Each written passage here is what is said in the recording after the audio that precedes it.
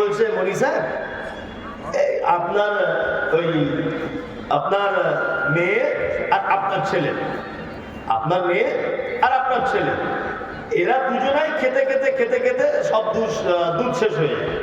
কি বলছে বুঝতে পারছেন? তা একটা এ কিনলে হয় না, যে গরু বেশি কার একটা পার্স হারিয়ে গেছে, প্রয়োজনীয় কাগজপত্র আছে, দয়া করে আপনি নিয়ে যাবেন স্টেজ থেকে। যাই হোক, তোমার স্ত্রী বলছে দেশি গরুর 1-1.5 কেজি দুধ হয়, এক কাজ করলে হয় না, যাতে দুধ একটু বেশি হয় ওরকম একটা গরু কিনলে হয় না? আমি বললাম দেখো, এই গরুটা বিক্রি করে আবার ঝামেলা করবে, কোন গরু কিনবো দুধ হবে কিনা তা ঠিক নাই। তা আমি গরুর ডাক্তারকে ফোন করেছি, ভালো করে শুনবেন। তা গরুর ডাক্তারকে বলছি, এটা কিন্তু অরিজিনাল নয়, বোঝানোর জন্য গল্পটা বলছি, অরিজিনাল ঘটনা নয়। তা গরুর ডাক্তারকে বলছি, ডাক্তার বাবু আমাদের গরুটা 1.5 কেজি দুধ হয়, 3-4 কেজি দুধ আমার বাড়িতে লাগে, আমার ছোট ছেলে মেয়ে আছে ওরা খায়, আমার বুড়ো আব্বা মা আছে তারা খায়, আমার স্ত্রী আমি সবাই খায়, কি করা যায় বলুন তো, 1.5 কেজি দুধে হচ্ছে না। তখন ডাক্তার আমাকে বলছে এর পরবর্তী সময়ে যখন গরুটা বাচ্চা জন্ম দেওয়ার উপযুক্ত হবে তখন ওকে একটা জার্সি গরুর ইনজেকশন পুশ করে দেবো, তাহলে জার্সি গরুর বাছুর হবে। আচ্ছা বলুন এটা হওয়া সম্ভব না অসম্ভব? সম্ভব। গরুর পেট থেকে জার্সি গরুর বাছুর পাওয়া সম্ভব না অসম্ভব? সম্ভব। মেয়ে জার্সি গরুর বাছুর হয়েছে, আমার স্ত্রী দেখে বলছে সাংঘাতিক ব্যাপার তো, দেশি গরুর পেট থেকে জার্সি গরুর বাছুর হয়েছে। হ্যাঁ, আমার মেয়েটা খুব কাঁদছে, আব্বু আমার একটা হরিণের বাচ্চা এনে তাহলে একটু খেলবো। আমার স্ত্রী ফোন করে বলছে হাগো আমাদের গরুর পেট থেকে হরিণের বাচ্চা হবে না, ডাক্তারকে বলো একটা ইঞ্জেকশন দিয়ে দিতে। তা আমি ডাক্তারকে বলছি ডাক্তার একটা হরিণের ইঞ্জেকশন আমার গরুর পেটে দেওয়া যায় না? আচ্ছা বলুন তো ডাক্তার যদি ইঞ্জেকশন দেয় কি আমাদের আগের দিন পর্যন্ত গরুর পেট থেকে হরিণ পাওয়া সম্ভব? সম্ভব? সম্ভব নয়। গরুর পেটের থেকে অস্ট্রেলিয়ান গরু হওয়া সম্ভব, গরুর পেট থেকে আমেরিকার বাচ্চা পাওয়া সম্ভব, গরুর পেট থেকে ভিয়েতনামি গরু হওয়া সম্ভব, দেশি গরুর পেট থেকে জার্সি গরুর বাছুর পাওয়া সম্ভব, কিন্তু গরুর পেট থেকে হরিণ বাঘ শ্রীগাল পাওয়া সম্ভব নয়। বানর একটা আলাদা প্রাণী, ওর থেকে বিবর্তন হয়ে মানুষ হয় কি করে? আজ থেকে 200 বছর আগে চার্লস ডারউইন যে থিওরি দিয়েছে, আমি চার্লস ডারউইন বেঁচে থাকলে এখন ধরতাম যে তারা আপনার 200 বছরের এই থিওরি আজ 2025 সাল পর্যন্ত সুন্দরবনের মাটিতে, আফ্রিকার কঙ্ক জঙ্গলে, ওই আপনার বাঁকুড়ার জঙ্গলে, ওই আপনার বীরভূমের এলেম বাজারের জঙ্গলে যে সমস্ত বানর বসবাস করে, ওই একটাও তো মানুষ নতুন করে হলো না। নতুন করে হওয়ার দরকার ছিল কি ছিল না? ছিল। তার মানে একটা ভুয়ো তথ্য, তার মানে বিজ্ঞানের সঙ্গে কোরআনের সংঘর্ষ রয়েছে, আছে না নেই? আছে। আমরা বিজ্ঞানকে দিয়ে কোরআন যাচাই করব না, আমরা কোরআনকে দিয়ে বিজ্ঞান যাচাই করব। ভালো করে বুঝবেন, আপনার বেটা যদি জানে বানর থেকে মানুষ হয়েছে, আর এটা যদি না জানে মাটি থেকে মানুষকে সৃষ্টি করা হয়েছে, আমি মমতাজুল ইসলাম বলবো আপনার বেটার ঈমান আর থাকবে না, চলে যাবে, অসম্ভব ব্যাপার থাকবে না। ওই জন্য দুটো শিক্ষাতেই শিক্ষিত হতে হবে আপনার বেটাকে, আপনার বেটিরও তাই। আমরা চেষ্টা করবো ইনশাআল্লাহ ছেলে মেয়েগুলোকে একটু পড়াশোনা করাবো ইনশাআল্লাহ, ইনশাআল্লাহ, ইনশাআল্লাহ। আর একটা কথা বলি, আর একটা কথা বলি, সেটা কি? সেটা হচ্ছে এই যে আমরা যারা এখানে বসে আছি সবাই ধনী মানুষ নয়, কিছু গরিব মানুষ, মধ্যবিত্ত মানুষ আছে, আছে না নেই? আছে। আপনি নিজে একটু কম খাবেন, আপনার স্ত্রীকে বলবেন একটা শাড়ি 2 বছর পরতে। অভাব অনটনের সংসার হলে আপনার জুতোটা ছিঁড়ে গেলে সেলাই করে পরুন, আপনার গেঞ্জিটা ছিঁড়ে গেলে সাদা সুতো দিয়ে সেলাই করে পরুন। তারপরে আপনাকে বলবো একটু কৃপণতা করে টাকা পয়সা বাঁচিয়ে হলেও আপনার ছেলেকে, আপনার মেয়েকে ভালো কোনো শিক্ষা প্রতিষ্ঠানে ভর্তি করুন, ওটাই আপনার জন্য সব থেকে বড় সম্পদ, সব থেকে বড় সম্পদ। নিজে একটু কম খান, 8 ঘন্টা ডিউটি কাজ করেন, 2 ঘন্টা ডিউটিটা বাড়িয়ে দেন, ওভারটাইম করুন 2 ঘন্টা। তারপরে আপনার কাছে অনুরোধ, যে আপনি আপনার ছেলেকে একটু স্কুলে পাঠান। আজকে আপনাদেরকে একটা তথ্য পেশ করছি, তথ্যটা দেখুন কেমন লাগে। সারা পৃথিবীতে একটা মাত্র দেশ আছে ইহুদি, একটা দেশ, দেশটার নাম কি? ইসরায়েল। এই দেশটাতে জনসংখ্যা 84 লক্ষ। কত লক্ষ? 84 লক্ষ। আর আমাদের পশ্চিম বাংলার জনসংখ্যা হচ্ছে প্রায় 14 কোটির কাছাকাছি। ভালো করে বুঝুন, তার মানে আমাদের পশ্চিম বাংলাতে যে মানুষ বসবাস করে তার 13 ভাগের 1 ভাগেরও কম, তাই তো?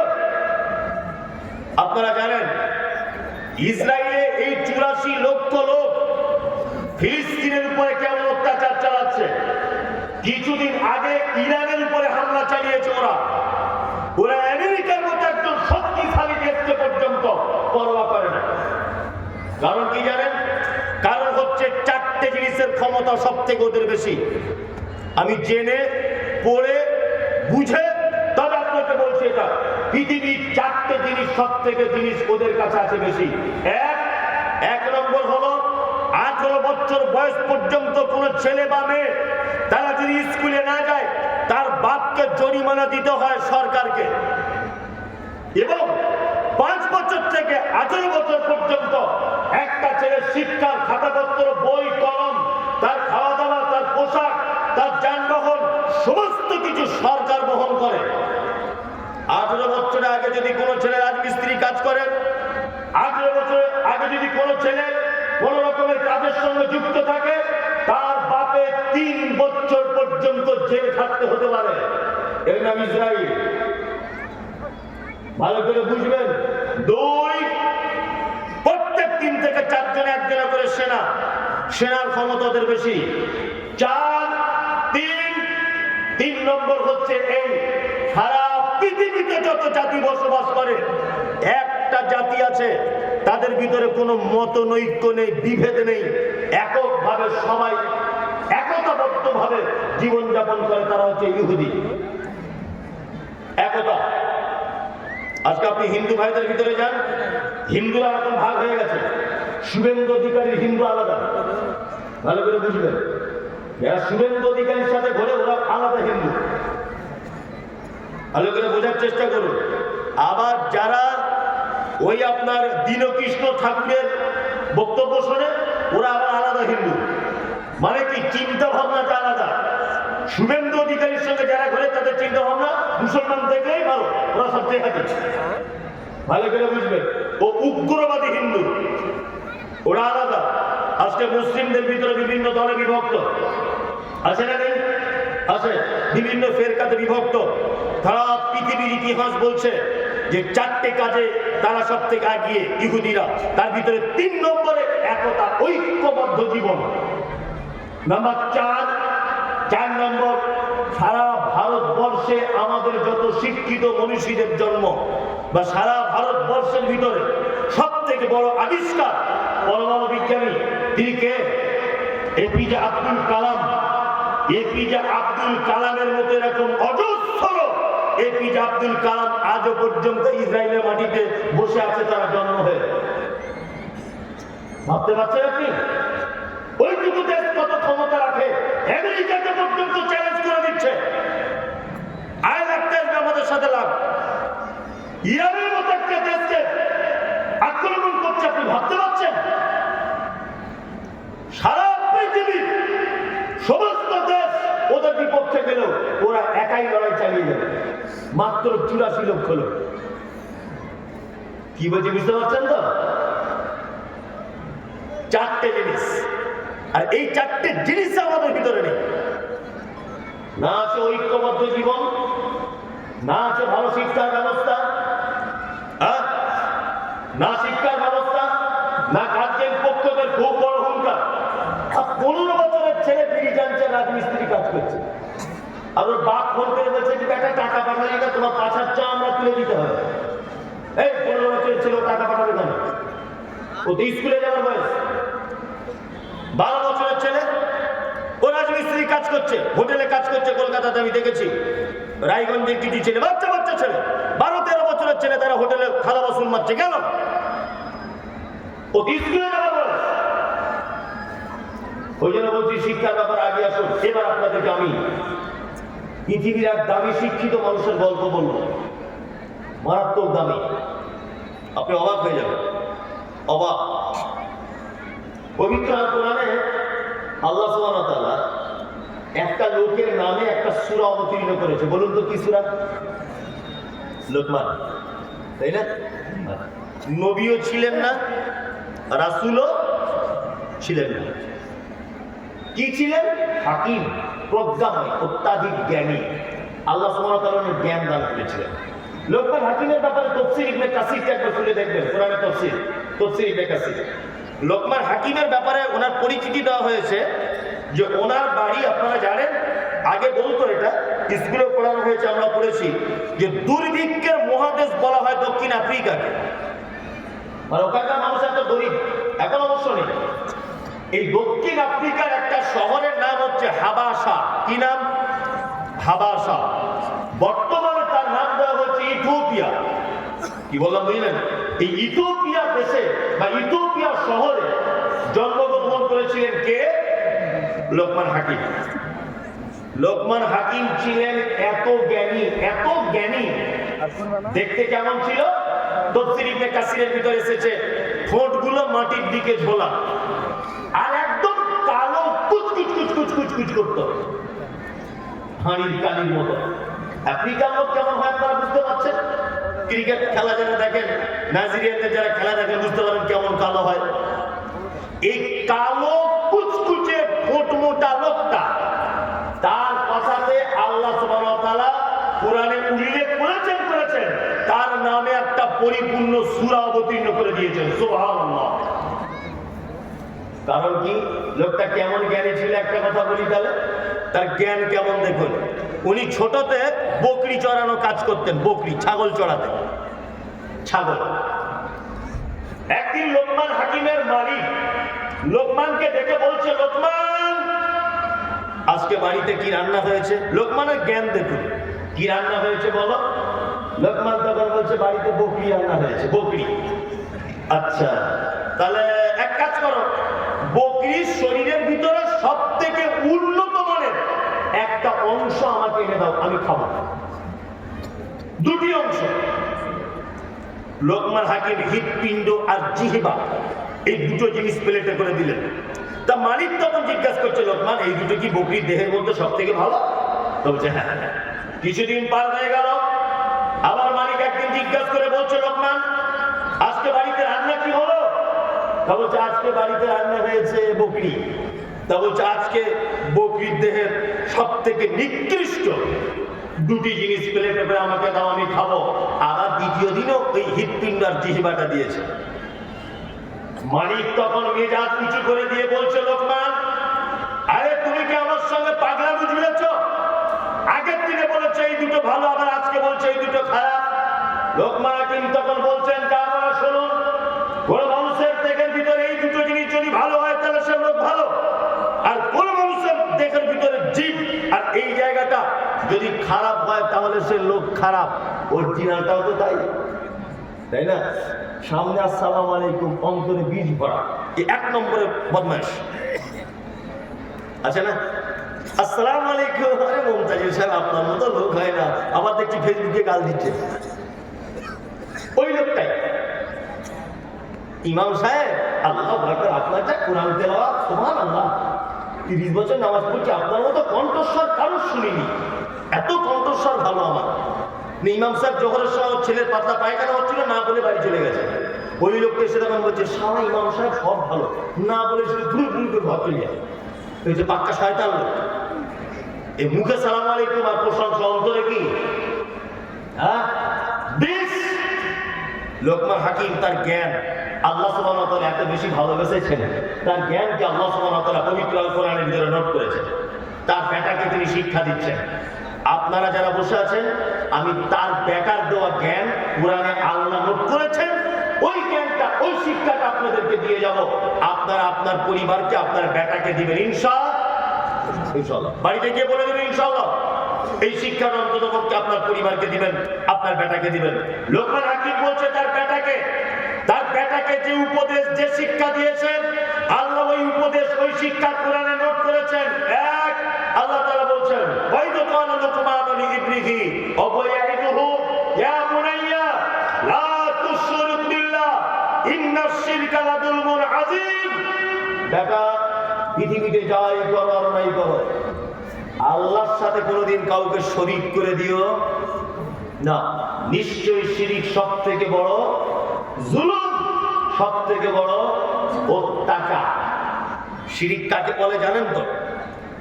জানেন? জানেন না? আপনাকে বলে দিই সহজ বাংলাতে, একদম সহজ। আল্লাহর যে ক্ষমতা আছে এই ক্ষমতা পৃথিবীর অন্য কারো আছে এটা মনে করা কি শিরক। রুজির মালিককে, হায়াত মওতের মালিক, যা কিছু হয় কার থেকে হয়?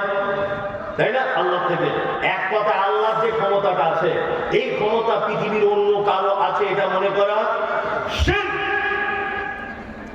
শিরক সম্পর্কে আপনাকে কেন প্রথমে সচেতন করা হচ্ছে? লোকমান হাকিম তার বেটাকে শিরক সম্পর্কে কেন সচেতন করছেন?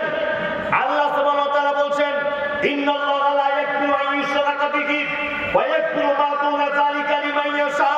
পৃথিবীতে যত বড় পাপ আছে প্রত্যেক পাপকে আমি আল্লাহ ইচ্ছা করলে ক্ষমা করে দিতে পারি।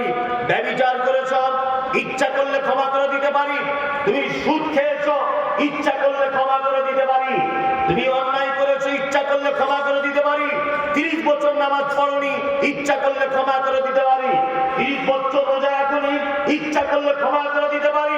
কিন্তু আল্লাহ সুবহানাহু ওয়া তাআলা বলছেন কেউ যদি আমার সাথে কাউকে শরীক যদি করে দেয় ওকে ক্ষমা করার ব্যাপারে কোনোদিন আমার ইচ্ছাটাও জাগবে না। কি বলছি বুঝতে পারছেন? সেই কত বড় পাপ। আল্লাহ তাআলা বলেন ইন্নাহু মান ইউশরিক বিল্লাহ ফাকাদ হারাম আল্লাহু আলাইহিল জান্নাহ ওয়া মাওয়াহুন নার ওয়া মা লিয-যালিমিনা মিন আনসার। শিরিক যারা করে তাদের জন্য জান্নাত হারাম। তাদের জন্য কি জান্নাত হারাম? ওয়া মাওয়াহুন নার, তাদের থাকার জায়গা জাহান্নাম।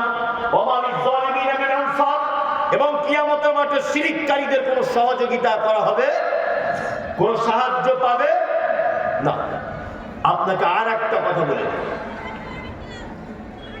আমি কোটি কোটি টাকা সুদ খেয়ে মারা গেছি, বলুন তো আমার জন্য দোয়া করা যাবে কি যাবে না? বলুন।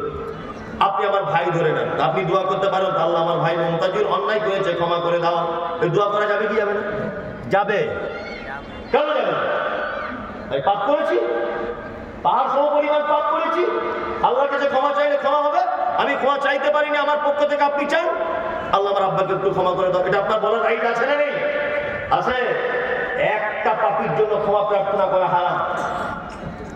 একটা পাপীর জন্য ক্ষমা প্রার্থনা করা হারাম।